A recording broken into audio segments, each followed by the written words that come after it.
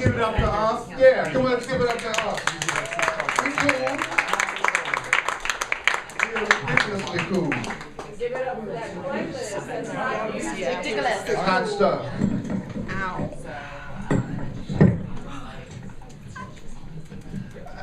How many of you realize that there's a part of yourself? That's crazy. How many of you realize there's a part of yourself that's absolutely nuts? Yes. Okay, there's a part of you that's crazy as a loony bird, but innocent and cute. And the purpose of the Course in Miracles is to teach us how to think in such a way that we never lose our peace. The purpose of the Course in Miracles is to teach us a way of thinking so that we never lose our peace. Never?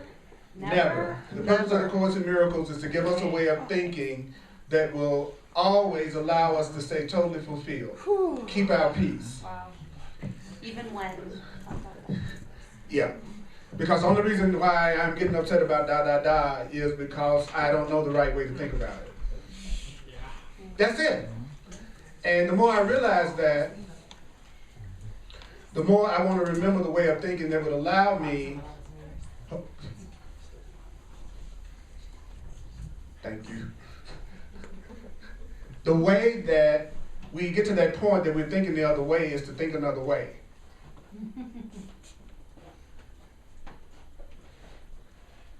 The way that you get to the point that you don't give up your peace is you think another way.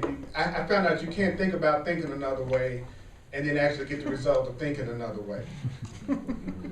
You can't think about thinking another way and then think you're going to get what it takes to think another way. And so the Course is telling us that if you're going to be in relationship to anyone else around you, then how do you think the new way that you're thinking and be the new way you're going to be, how do you pull that off in the world? How do you pull that off with people around you who think completely different from the way that you think, which there aren't but two ways of thinking, a way of thinking that brings you peace and a way of thinking that brings you conflict. So your function as a demonstrator of love is what I'm going to talk about today. Your function as a teacher of God. It's in the Course in Miracles. It's in the manual for teachers. It's called The Function of the Teacher of God. It's on page 19 in the manual for teachers in the Foundation for Inner Peace version of the Course. Page 19 in the manual for teachers. Now, I'm going to do this in plain language. Thank you. So the first paragraph says, what is your function as a teacher of God? What is your function as a teacher of love? What is your function as a teacher of love? What is your function as a demonstrator of sanity? What's my function as a demonstrator of sanity? What's my function as a demonstrator of love?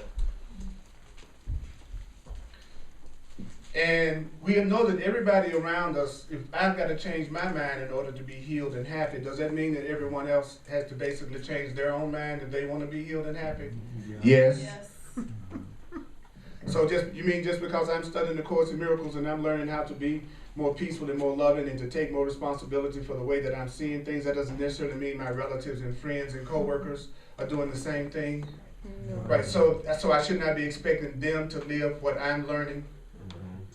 Just because I'm studying this and learning this, then I shouldn't be walking around thinking that everybody else is going to demonstrate it because I'm learning it. They're going to demonstrate it because I'm expressing it. Now, as soon as I understand that the Course in Miracles calls everybody here patients. And so it says if the patient must change his mind in order to be healed, what does the teacher of God do? Which is another way of saying, if the people around you must change their mind in order to be healed, what do you do? If everybody else needs to change their own mind if they want to be healed, what do you do every day? He says, can you change the other person's mind for them? You can't change anybody else's mind for them. You can't change anybody else's mind for them. For those already willing to change their minds, if you're around people that are already willing to change their mind, he says you have no function except to rejoice with them. So if you're around somebody that already wants to change their mind so that they can be happy, You don't have any other function but to party like a big dog. Fantastic. You to rejoice. You ready to be happy? I'm rejoicing with you. You ready to change your mind? My function is to be happy and rejoice with you. What do you do when someone around you is ready to open up, wake up, grow, and become more personally evolved? What is your function? To Rejoice. Okay, everybody clear about that? Everybody clear about that? Okay, so then that means if we are here today because we're willing to change our mind, then we know that our function with each other today is to rejoice with each other. Okay, so rejoicing is doing more than joicing the first time.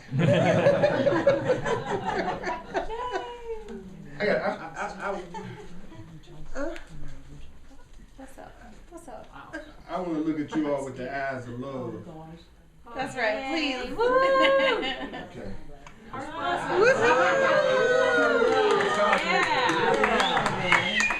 Okay. I heart you. Oh, gosh. Oh. Okay. All right. Now. So what about the people, as a matter of fact, since they're willing to change their minds,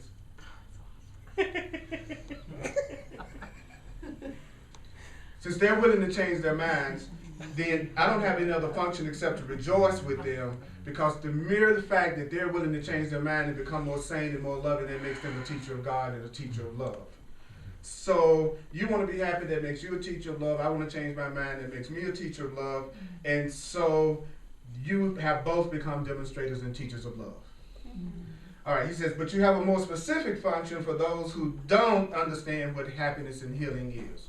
So for those of us who don't understand what happiness and healing is, but people that you know that seem to only know fear and anger and conflict, those are people who don't know what healing is. We have a much more specific function when you go to work tomorrow and do whatever you're going to do tomorrow with people who don't seem like they recognize that love is what we're here to do. And so it says, these people don't even realize they've chosen the sickness or the unhappiness that they're going through. So there are two types of people in the world. People in the world who recognize they're choosing the way that they feel, and people in the world who blame other people for the way that they feel. There are two types of people in the world. People who assume responsibility for the way that they feel, and people who blame other people for the way that they feel. Two types of people in the world, what kind? People who take responsibility for the way that they feel, and people who blame other people for the way that they feel. People who don't know they're choosing their unhappiness. They're the ones that are choosing their sickness. They're the ones that are choosing their unhappiness. So he says, when you're around those kind of people, you have a much more specific function. He says, on the contrary, they think the sickness or unhappiness has chosen them. They don't realize that they chose it. Right? He says, and they're not even open-minded about it. Somebody else is doing it to me, and I'm not even open-minded to looking at it another way. He says, the body tells them what to do and they obey. The body, that's interesting, the body tells you what to do and you obey. So the Course is telling us that the way that your body is responding and feeling is a result of a choice you're making and not the result of a decision that the body is making. The body is more than our physical body. The Course says the body is our perception. So when I say my body is telling me what to do, I'm telling myself my perception of things that's telling me what to do. The way that I'm looking at it is telling me what to do instead of me realizing that I'm the one that's choosing the way I'm looking at it. The way I'm looking at it cannot tell me what to do. I'm the one that's deciding what I'm going to see, so therefore I'm the one that's creating what's going on within me right now. So therefore nobody's doing anything to me, because my perception isn't telling me what to do. I'm the one that's telling my perception what to do. If I decide to be angry today, if I decide to feel unloved today, then I'm going to send out messengers in my perception looking for everybody around me that looks like they don't love me. My perception, they are messengers that go out to bring me back what I asked for. So it goes on to tell us that that's an insane concept. What's an insane concept? An insane concept is believing that your experience is telling you what to do and your experience is telling you what to feel. That's insane. That's insane. That's insane. That's insane. So then it says, even if you suspected that you were insane, even if you suspected that something outside yourself isn't what's making you feel the way that you feel, he said you would be healed immediately. If I even suspected I was the one that was choosing the feelings I was experiencing, if I really for just 1 second believed anything that we're talking about in this class, I'd be instantly healed. Wow. Reality check. Awesome. Reality check. If we even suspected what we're studying were true, we'd be happy. We'd be healed right now. If we even suspected it was true. Then it goes on and says, yet they suspect nothing, because to them the separation is real. So people who suspect nothing about the truth are people who really believe our separation from each other is real.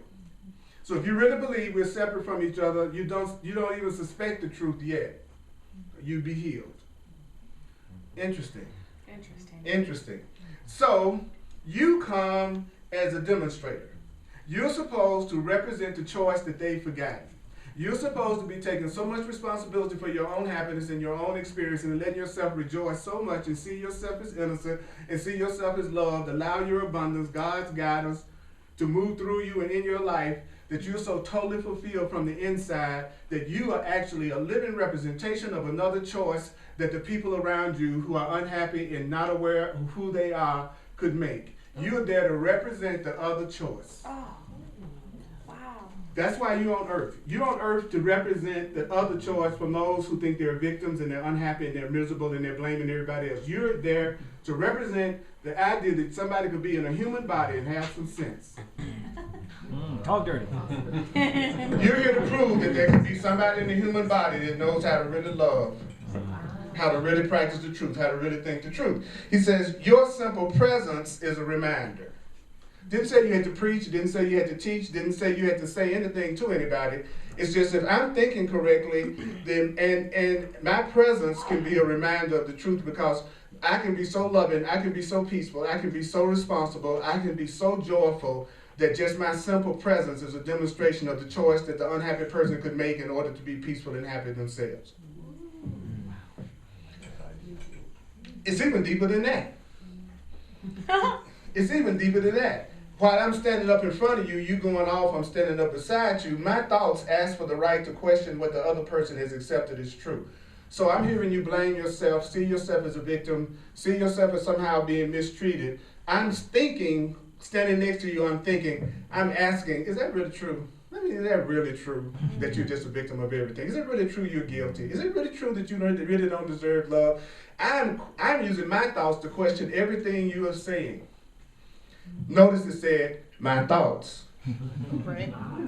Notice that you help people who are most insane and most unhappy by never saying that thing to them. Because that keeps your life peaceful. Yeah. Silent healing is much easier than verbal healing. See, I can think the truth about all of you. I can think the truth about everything that the Course is thinking and saying. And I could think that in your presence, and that would be that would be all that was necessary. I don't necessarily have to say anything to you to be a means for your healing through spirit. I say it again. There's not anything that's not necessary for you to preach or tell anybody anything verbally in order to be used by the Holy Spirit for the purpose of healing, because it's only your own mind that needs to be healed. So the more you think, the more you're affecting your own mind. And it's your mind that needs to be healed. So the simple presence of me standing up here not believing anything you say about yourself that's not loving and lovable helps to heal my mind and your mind, as I don't buy into your story 1 minute whatsoever about you not being worthy of love, no matter how much you got it. Thank you. Okay? Then it says that as a messenger of love, God's messenger, you represent the symbol of salvation, and the Course in Miracles says that salvation is another word for right-mindedness. So you become the symbol of right-mindedness because I'm standing up here with you, seeing myself as responsible for my own happiness, not holding you responsible for my happiness, recognize that I'm choosing everything that I'm seeing and experiencing, so I'm representing the alternative just by not even thinking of myself the way that that person would be thinking of themselves. That's easy. That's easy. Then he goes on to say, you ask the person for forgiveness for God's Son in his own name. What does that mean? It just means you stand for the alternative. With the truth in your mind, you come in benediction. What does that mean? When you come to somebody in benediction, you don't come to heal the sick. You just come to remind them of the remedy that God has already given them. I'm going to remind you of the love that the universe has already given you. I'm here to remind you of the love that the universe has already given you. How can I remind you of the love that the universe has already given you without saying anything? I can be joyful and happy and appreciative of you and your presence.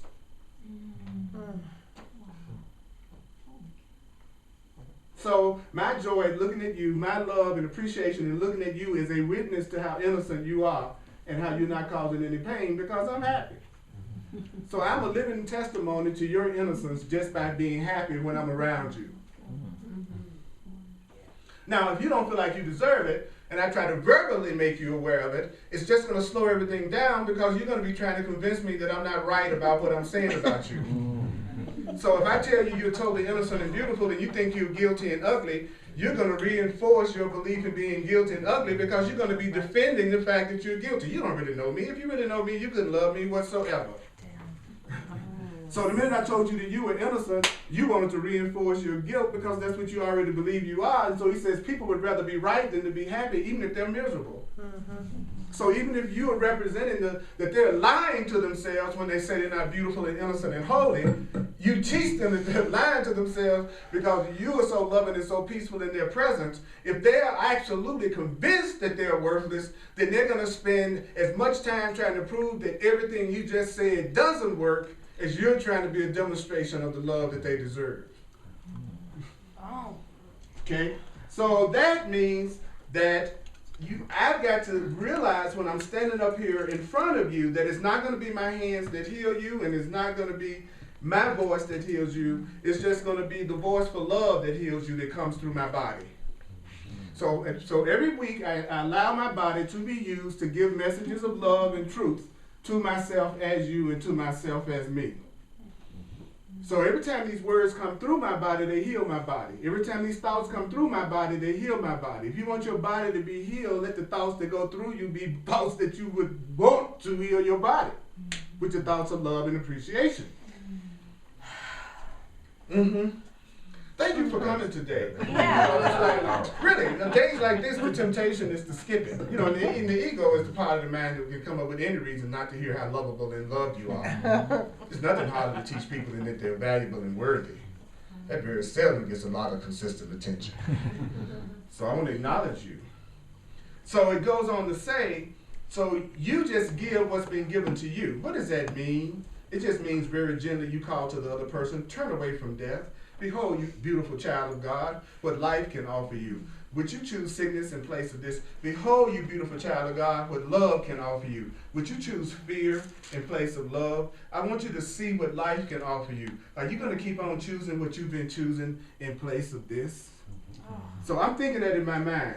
Behold, you innocent child of love, behold and see what life can offer you. Would you keep choosing this crap that you're putting yourself through instead of all the love and the joy and abundance that you really could be having right now? You're going to keep choosing what you're choosing in place of all the love that you could have right now. That's what's going on in my mind. My mind, because I want to be helpful without ruining my day, so I try to help people as much as I can without talking to them. Right? Because I can't give what I don't have, and I don't have time to debate with you about you deserving to have a totally fulfilled life. It's a stupid conversation, actually, isn't it? Yes. If I'm having to argue with you about the fact that you just, and see, I have a part of me that's like that. I have a part of me that's like that. Me too. That no matter how much love somebody gives me, there's another part of me that doesn't believe I deserve it at some level. It does. What about you? Yeah.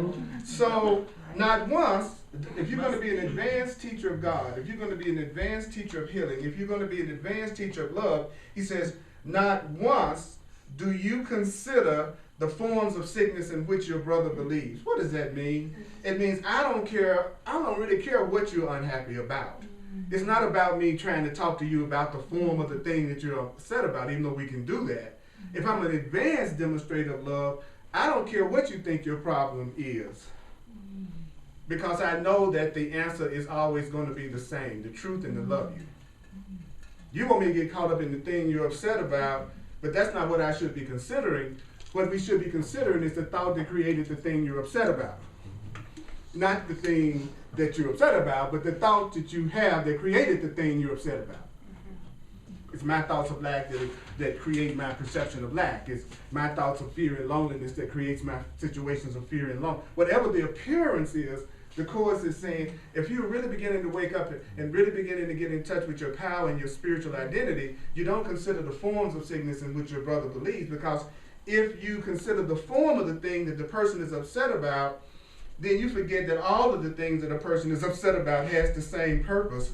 And so all of the things that a person is upset about is not really different. Whatever you're upset about is not really different from anything else you're upset about. Because whatever you're upset about is just an outpicturing of your being separate from God, separate from your source, and separate from love. That's your problem. And you have manifested the form of whatever it is in the world you think you're upset about, but that is just an effect of the underlying one problem, which is I don't think I deserve love, I don't think I'm connected to love, I don't believe I'm connected to God. So you start seeking. Seeking for what? I'm seeking for God's voice in this person who would so condemn themselves as to believe that a child of God could even suffer. You're deceiving yourself if you even believe a child of God can suffer. You're deceiving yourself if you even believe you can really suffer. You're deceiving yourself if you believe that you can really suffer. Yeah, you're an unlimited being. You are an unlimited child of God. You are part of the infinite creator. You don't suffer. You don't suffer. You can't suffer. Who you are can't suffer. Who you are can't suffer. Who you are can't suffer. What suffers is what you think you are. What suffers is what you think you are. What suffers is what you think you are. What suffers is not what you are. What you are is God. You are connected to love. You are connected to the infinite power of everything. So who you really are can't really suffer. So when you're upset about something, you're just deceiving yourself. Oh, So some people deceive themselves all day, some people deceive themselves most of the day, some people deceive themselves very little. But your proportion of self-deception is in direct proportion to how much you're suffering and wherever you're suffering. So wherever you're suffering is where you're lying to yourself the most. Wherever you're suffering is where you're lying to yourself the most. Wherever you're hurting is where you're deceiving yourself. Wherever you are hurting and seeing any kind of lack is where you're deceiving yourself, because you are a child of God and you lack nothing. Sometimes it's hard for me to say this because I'll be attached to your reaction to what I'm saying. You know? And so I realized that a messenger cannot do that. A true messenger cannot be caught up with how the people that receive the message receive it, because I want everybody to like me. And I want everybody to be happy, then I'll sometimes want to hold back what it's saying so that it doesn't offend or frighten anyone. Because sometimes your faces are frightening. You don't make me feel nearly as confident as you think you do. Okay? I'm just being straight up with you. Okay, you think you're looking more pleasant than you do after a certain point of my class. Sometimes those who aren't asleep look scared to death. Okay. And there's a few that's all right. And I'm happy for that. Because the book says that we're going to all have different reactions to the truth. Some of it is going to be resistance, some of it is going to be absolute acceptance. Depending on where you're fooling yourself the most is where you don't want to hear it the most. So if you fool yourself the most in relationships, then you have most resistance about what it says about relationships. If you fool yourself the most in your prosperity and abundance, then you resist the most that it says about that.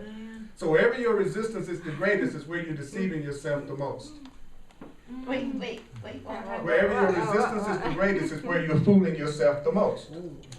You know, if I hear the statement that I'm responsible for what I see and I'm the one that's creating my reality, and I feel a lot of resistance to that, then I know that's where I'm deceiving myself the most. I'm deceiving myself the most when it comes to assuming responsibility for my experience. Or where I resist it, right? So this is good news to me, but I can remember when it wasn't. So that allows me to have compassion with your reactions. But I'm not going to pretend I still feel that way because you do. Right? Yeah, right. Right. I don't have the fear of this now because I've had too many things in my life healed and helped as a result of it. And so I know the tricks that my ego is going to try to play on me to keep me from letting myself have a happy life. And what the Course is doing is saying, let me tell you everything you're going to do on the way to being happy to try to block yourself from your happiness. Let me let you know every little trick and every little game you're going to come up with to keep yourself from having what you want right now, since you don't love yourself completely, but you're on the way to learning how. Let me tell you where all the landmines are located before you go out in the field. Thank you. But you got to read to do it. I knew it was a catch. Right, because the book has where all the landmines of the mind. And I said landmines, M-I-N-D-S. Okay, so the book is telling you everything you're going to do to screw yourself. Basically, that's what's in this book. It's going to tell you everything you're going to try to do to jam yourself up, and it's going to tell you everything that everybody else around you is going to try to do to jam themselves up and to jam you up, so that you will know ahead of time before you ever get into stuff that makes you miserable in the first place. But how can you know that if you do not study? It's no way. It's no way you can know how to avoid something that you don't even know is there. Like when people say stuff like, well, I'm just going to give it to the Holy Spirit. And I always go, well, what does that mean? I think, well, I'm giving it to the Holy Spirit. And then they're still miserable. And I go, well, what does that mean when you say you're going to give it to the higher power? And then what the Course in Miracles does is it tells you exactly what's going to happen when you say you give it to the higher power. So that you will know what it means to really give it to God. You can't say I'm giving it to God and then make up your own rules for what that means. There are rules for happiness. It's such a trip to know that there are rules of happiness. Like you're not going to have happiness by attacking everybody around you. That's a rule. You can't smack everybody upside the head and think you're going to have a happy day. Right? No matter how much you feel justified in doing it. There are rules for happiness. You're not going to be happy if you see yourself as a victim of the world you see. You're not going to be happy if you think you're a body that's going to die one day. You're not going to be happy if you feel like you're guilty about something that happened in the past. You're not going to be happy if you don't realize that you're innocent. Like he's saying, there are rules to happiness. You can't see yourself as a guilty, sinful being and think you're going to experience complete joy within yourself. And my mind goes, oh, what are you saying? I'm saying. What are you saying? Come on, do something. What are you saying? So when you're seeing somebody suffering, and I'm gonna throw it open for questions. I mean, we're gonna have an opportunity to destroy everything I just said. Don't worry, I'm gonna give you that opportunity. Okay. Now, I mean, I'm not making the book says that. It's so funny. Is that when you feel particularly threatened by what you just heard, rather than just apply it and get the benefit immediately, you're going to try to analyze it and break it down into little pieces so you lose complete understanding of anything you just heard, and then you won't do it. Because he says we think our understanding is a powerful contribution to the truth that makes it what it is. He says we think that our understanding somehow contributes to the reality of something or the truth of it. It's just like, you tell somebody they love you, you mean it from the bottom of your heart. Whether they believe it or not doesn't have anything to do with whether or not you were sincere in your love. Yeah, thank you. So people think their acceptance and their understanding somehow makes something true or not. And it doesn't. Not anything real. Something unreal, yeah. Anything real, your beliefs have nothing to do with it. If my love is real, your beliefs don't have anything to do with it. Beliefs only matter in stuff that's not true. But we can use our beliefs to get to the stuff that is true. So beliefs can be used to our advantage. So it goes on to say, now, what do you do when you're around somebody who deceived themselves so much that they think they can suffer and they're unhappy? He says, well, you remind them in your mind that they didn't make themselves. What does that mean? It just means you remind them that they still remain the way they were created by God. No matter what you think about yourself. In other words, no matter what you think about me, I'm using this as an example. No matter what you think about me, I'm not going to stop being Earl Purdy standing in front of you right now. Right? Right. There's nothing any of you all could think that's going to stop me from being the way that I am. Yes. So when you're needlessly worrying and feeling guilty and feeling bad because of the things that you think you've done and the person you think you've become, then you've forgotten that there's nothing you can think about yourself that's going to change what you fundamentally are, because you can't change that. So I don't care how guilty you believe you are. I don't care how lacking you believe you are. I don't care what you think about yourself, insecure, guilty, or bad. You can no more change who you really were created by the Creator as, which is love, than you're having a bunch of mud on you, getting in the shower, washing the mud off. You're still the same person underneath it. So no matter what you're thinking or feeling that's keeping you unhappy about anything right now, the real you is completely unaffected by that. Sure. There's nothing you can do to lose eternal love. There's nothing you can do to lose somebody's love that loves you. And so we need to learn the difference between what's real and what's not real, so we can start choosing for the real, or even better, letting the real choose us. Yeah. Yeah, love will find you. You don't have to go out looking for no love. Love will find you. Love will find you. It's fear that you're seeking and love that finds you. When you going out trying to get it, you like, it's fear finna go out and get a love tonight. I'm insecure as hell. Don't know what love is. Ain't have to join with anybody. But I'm going out to get my lover tonight. You ought to chain yourself to your own bed. And you leave. And let it come to you. That's when you're feeling all desperate. Especially those nights when you feel the most desperate. You know, you ought to have some kind of automatic lock on your door. You ain't going out to see nobody tonight. Why? Because you think you need to be happy. You think you need to. So you know you're going out with the wrong attitude. You're going to go out and pick the wrong person that had the wrong experience. And we're having an enormous bill or something.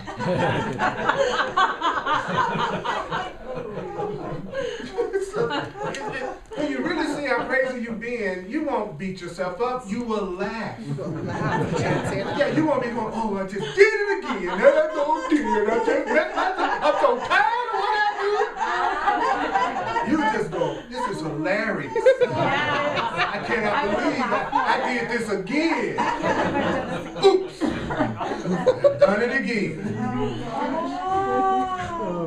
So I'm going to recognize your illusions can have no effect. What does that mean? I'm going to recognize that all the false ideas you have about yourself have no real effect. I know you think you're bad. I know you think you're guilty. Sometimes you think you're not enough. Sometimes you think you're lonely. Sometimes you think you can't trust.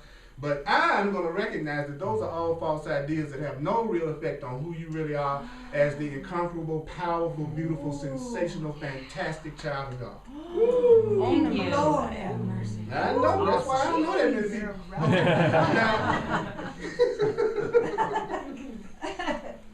I'm telling you, it's so much love in my life that it constantly brings up everything in me that doesn't deserve it. Oh, yeah. Oh, my God. You know what I'm saying? It's like it's harder and harder for me to be right about how unlovable I am. It's a conspiracy going on. I'm not as successful as feeling crappy about me as I used to be. And when I forget, I just look at y'all with some eyes. Y'all so cute. It's the truth. When I look through these frames, I don't see the center. All I see is a heart. So I'm literally looking at you through a heart. That's right. Whenever I'm around you, what happens? I get a great big heart on. That's right.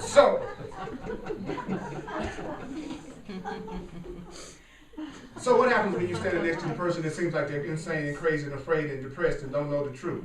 He says the truth in your mind reaches out to the truth in the minds of your brothers and sisters.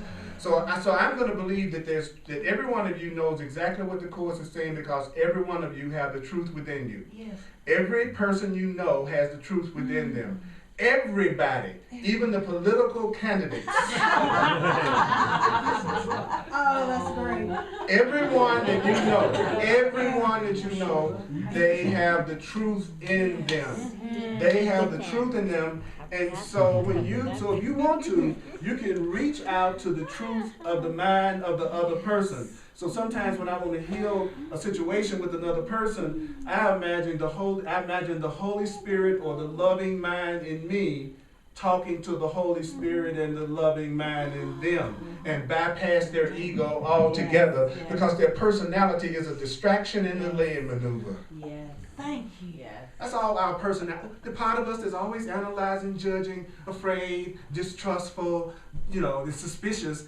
That's the part that you just want to go around. Thank you. Oh my God. By just going mind to mind, heart to heart. Ooh. That's easier.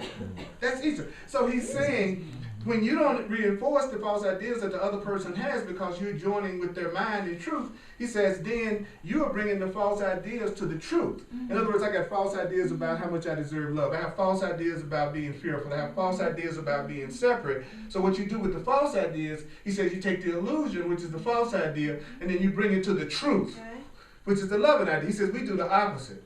We flip it. We try to bring the truth to our false ideas. We try to make our false ideas true. He says you need to flip it. You need to take your false ideas and bring them to the truth to be dispelled. So you're not loving yourself. Come talk to me. I remind you that you deserve love. You see, that's your illusion, and I'm representing the truth. So I'm going to dispel that idea of your unworthiness by being the love and the truth myself. Thank you. But when you're with somebody that's the wrong person to be around, and you say, I'm a low down dog and I'm no good, and they say, you right too, honey. Yeah. You go, I'm not enough, I'm pitiful, I'm selfish. They go, you're right, you are pitiful, you are guilty, you are selfish. And let me remind you what you did last week. When the people that represent the lie, they just bring truth to the fearful ideas about yourself that you already have. I feel like I'm not loved. They say, I don't love you. You see, they're going to make your illusion real to you. But someone that loves you, when you have a false idea, they dispel that false idea by the love and appreciation that they're showing you right then and right there. So you can't believe you don't deserve it. Why? Because you're having the experience of being appreciated. You can't deny I'm appreciating you. So when you say you don't deserve appreciation, it won't hold up. Because I'm witnessing that you do appreciate it. It's a witness. It's like the song said, can I get a witness? Yeah. It's like we're here to witness the truth to each other. We're here. God, all this stuff we're reading, it's not going to be any more real than we are exemplifying it in the way that we relate to each other. Other than that, it's just some pretty words on the page.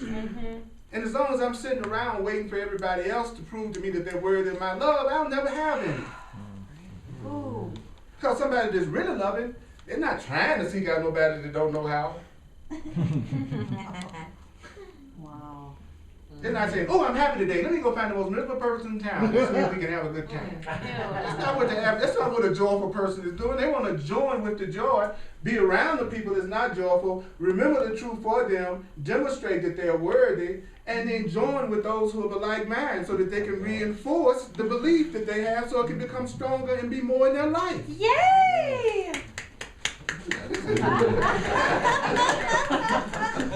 I'm super down with that.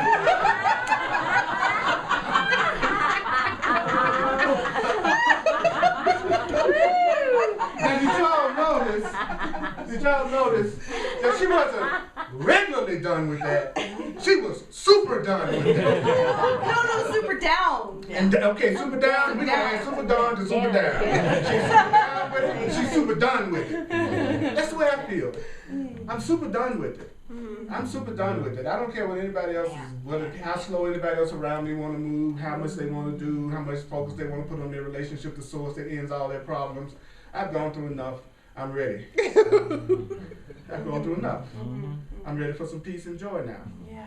You know, I'm ready to know the love that I am. I'm ready to know my relationship to my Creator. I'm not arguing. I'm not going to still hold myself back with ancient old beliefs I got as a child about religion that I'm using to keep me separate from my source. It's time for me to get off of that now. You know, I learned some crazy stuff as a kid about God that was all about punishment, fear, and guilt. But that doesn't have anything to do with what I'm choosing to believe right now. So I can't use that as an excuse anymore, because in this now moment I can choose to think about you a new way. And I don't need you to cooperate. Don't you know the fastest way to move with anything is to do the thing that you can do?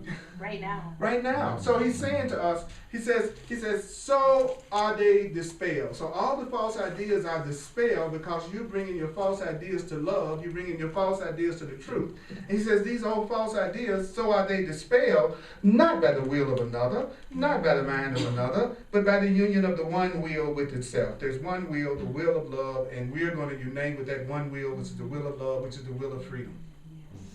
And so it's saying that this is our function.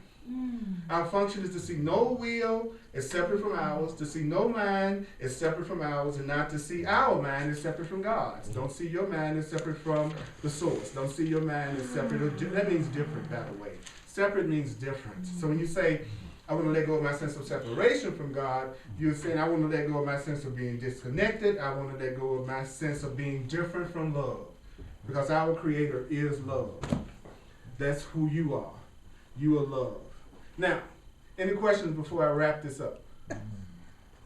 Well, so when we're dealing with a situation where the physical body, either ours or someone else, has a serious illness, pain, going through death, the application for this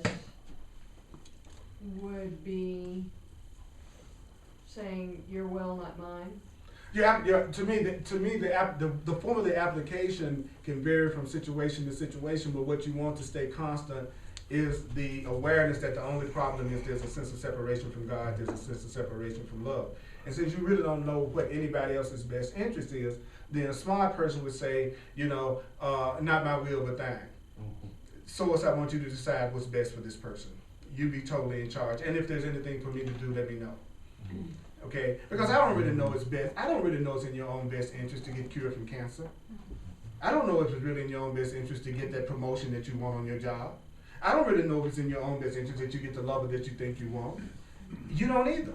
And that's what the book is saying. You don't either. You don't really know your own best interest. So the more you wake up, the more you ask for the part of you that does know your own best interest. You ask that part of you to make the decision for you. Please. But then this is the way you got this. But this is the way you got to approach it. If you do that, if I'm asking the Holy Spirit to make the decision about whether or not I should enter into a relationship with somebody, for example, and then that person disappears and doesn't want to be anywhere within 1,000 feet of me, then I need to recognize that was the answer. That was the answer.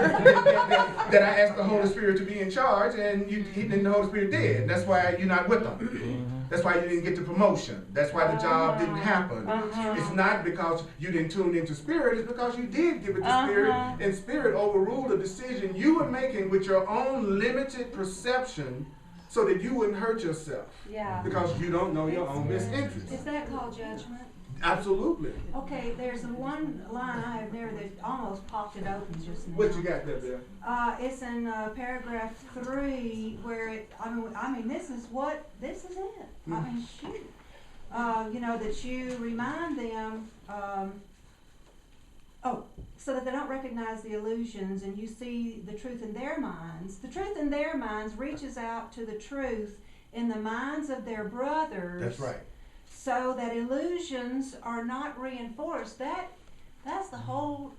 Right. The truth in my mind reaches out to the truth in your mind so that any false ideas you have are not reinforced because I'm not joining you in them. And I'm not judging you if I join you in truth to say what I think should be going on in your life one way or another. I don't know your own best interest. I don't know. But I can join your mind in truth with the truth in mine. That's right. That's the only place we really can join. Is in the truth. And the truth is that we're joined. And the truth is that we're love. And it's not separation. Because minds can't be separate. Bodies can appear to be separate, but minds are not really separate. Minds are joined. A mind is not a body. A mind is not a body. A mind does not have the characteristics of a body. A mind does not have the characteristics of a body. A mind is not separate. A mind never ends. A mind is the creator. The mind is unlimited. We are not. The body is not the mind. The mind has so much more power and ability than the body has. But we think we are bodies, so everything that we do is around that central idea that we're bodies and that we're separate. And the Course is saying, of course you're going to suffer if you think you are something that you're not. If I was walking around here thinking I was a chicken, I'm going to have a hard time, especially when I go around Colonel Sanders. It's going to be a rough day. You know what I'm saying? So if you're suffering, it's because you are not being true to yourself. You're not really fulfilling your function. You've forgotten who you really are. If you're hunting for love, you've forgotten you are it. I must know I am deceiving myself. Because I'm suffering. Yes. That's all I need to know. I'm suffering. That's all I I'm need the to one know. that's deceiving myself. And then if you want to suffer, you're going to tell me every reason why suffering is justified. And you're going to tell me every reason why suffering is a good thing. You're going to tell me no pain, no gain. When you hear all that kind of stuff, that's just a person saying, I'm not through suffering yet. I need some more suffering. I'm going to defend the idea of pain, so therefore I must want it. And I'm telling you that I'm here to remind you, not through words, but through how I see you and the way I am in your presence about the truth in you. I'm going to bypass your ego. I'm not going to even engage it in a conversation, especially if I know all you want to do is put yourself down or see yourself as powerless or undeserving. I'm not going to entertain that conversation because I don't want to reinforce that illusion. You're tired of the pain. Which means I'm tired of the pain because I'm going to always give what I want to receive and I'm going to give what I think I deserve to have. And so when you reach your limit, nobody will ever have to motivate you to do anything to transform your life. It just means you haven't reached your limit yet. That's right. But the good news is you will. You will. That's what you can count on. Everybody's going to reach their limit. That's true. Everybody. You know. So I got to wrap this up now. But this is just food for thought, that you don't have to believe, you don't have to accept, you don't have to welcome. Some of it's going to be hard to believe. Some of it's going to be quite startling. But you didn't come to the class to hear everything you already believe. So then there's going to be some reaction. Some of the reaction is going to be resistance, some is going to be anger, some is going to be joy, some is going to be depressed, some is going to be disoriented. He's saying you're going to have all these reactions when someone really tells you the truth, because the truth is opposite to what you believe if you are unhappy in your experience. It just means you're thinking something that's absolutely not correct. So form relationships that remind you of the truth and not relationships that help you forget who you are. Could you acknowledge yourself, Holy God?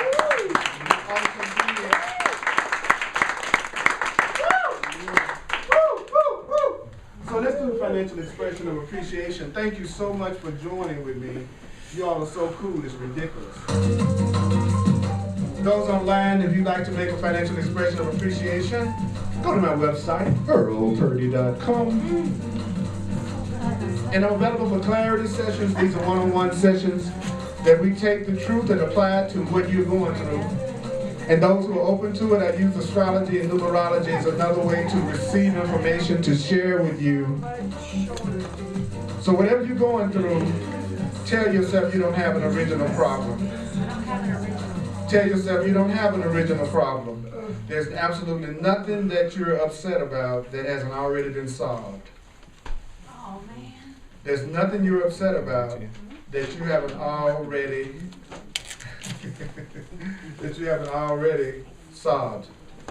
It hasn't already been solved. So all you have to do is avail yourself to the answer. Like somebody says, what is 1 and 1? Has that answer already been solved? So really all the person has to do is to avail themselves of the answer that's already been given. So whatever you're going through, you just need to avail yourself to the answer that's already been given. Woo! We got this? We're good? All right.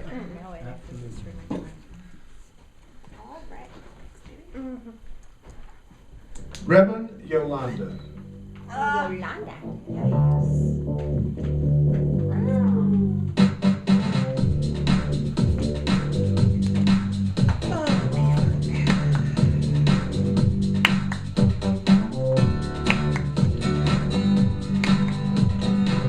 So don't forget when you are in the presence of someone the rest of this week, your job is only to remember the truth for them. And you ask Spirit, what would you have me do? Where would you have me go? What would you have me say? And to whom?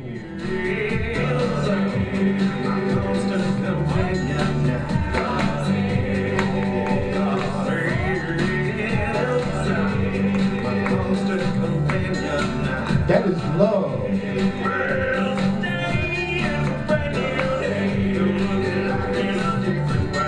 Today is a brand new day. Let's look at life in a different way. Let's look at life in a different way. God is, love is.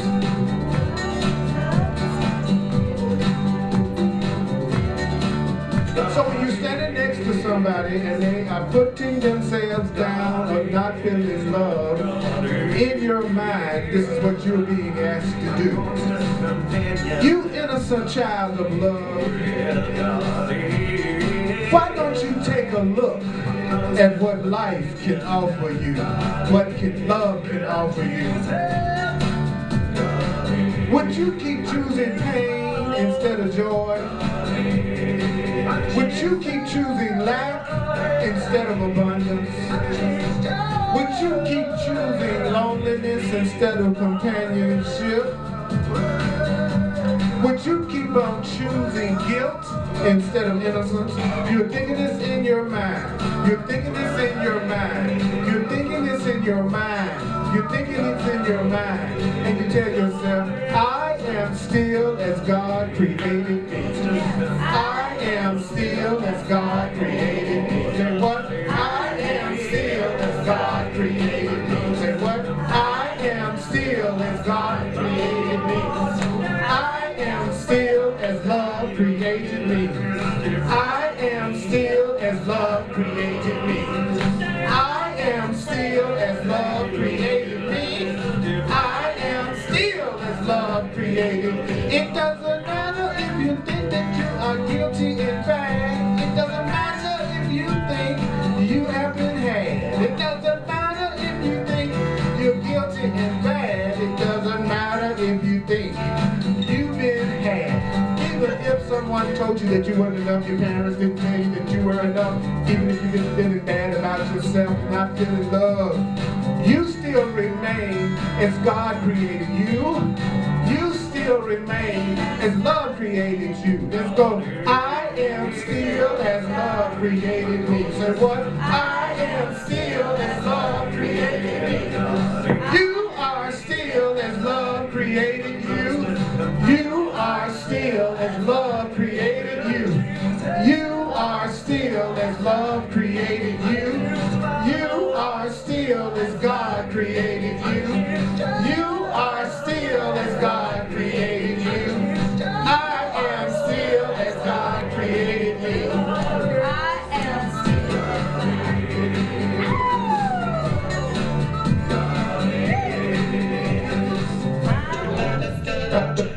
You're so sweet and so juicy and cute.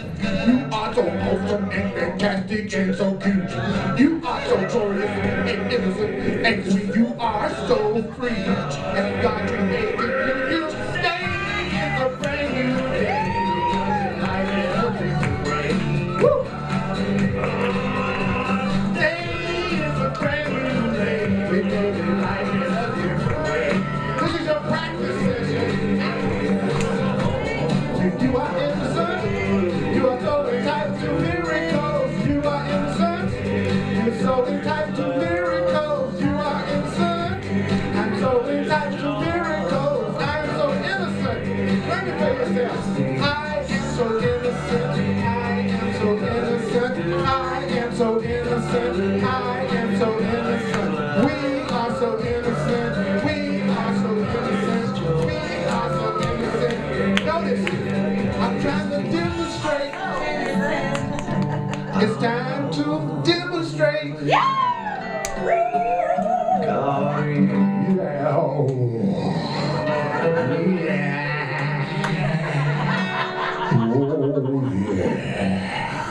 Give it up, Holy God. Also, y'all so doggone awesome. I know you can do better than that for yourself.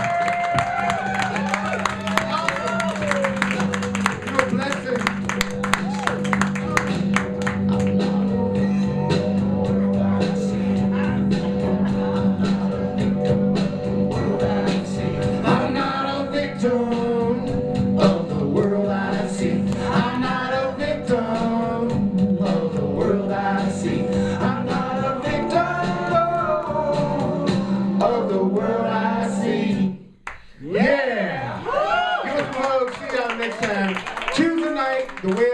Street, 7 o'clock p.m. Just represent the alternative. Yeah. I'm not a